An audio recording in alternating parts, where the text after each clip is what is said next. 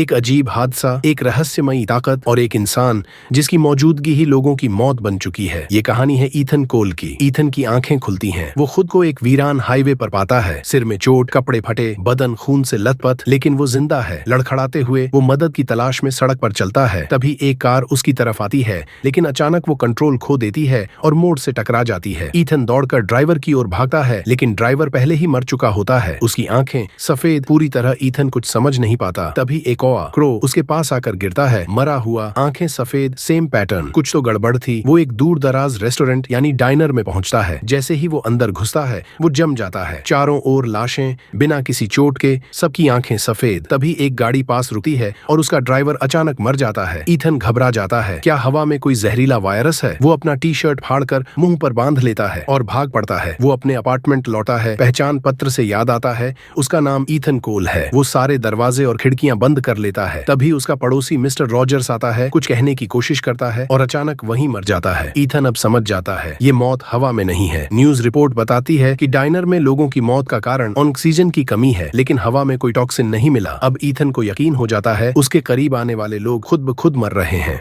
वो एक रो पर टेस्ट करता है। जैसे ही वो ईथन के 15 मीटर के दायरे में आता है, मर जाता है। ईथन अब अपनी दूरी नापता है। 15 मीटर, वही डेथ जोन। वो खुद को दुनिया से काट लेता है, लेकिन तभी उसके घर में एक लड़की घुसती है, सोफिया लेन। वो उसे रोकता है, चिल्लाता है, डोंट कम क्लोजर, लेकिन सोफिया उसके 15 मीटर के जोन में आ जाती है और कुछ नहीं होता। वो जिंदा रहती है। ईथन को याद आता है सोफिया वही लड़की है जो एक्सीडेंट के वक्त उसकी कार में थी। दोनों को अपनी यादें ठीक से याद नहीं, लेकिन टुकड़ों में ये साफ होता है उसी एक्सीडेंट के बाद सब कुछ बदल गया। और एक बात अब साफ है, जब सोफिया उसके पास होती है, मौत उसकी सीमा लांघ नहीं पाती। क्या ये कोई एक्सपेरिमेंट था, कोई सुपरनैचुरल घटना, या कुछ ऐसा जो इंसान की समझ से बाहर है? और क्या ईथन इस मौत के साए से कभी बाहर निकल पाएगा?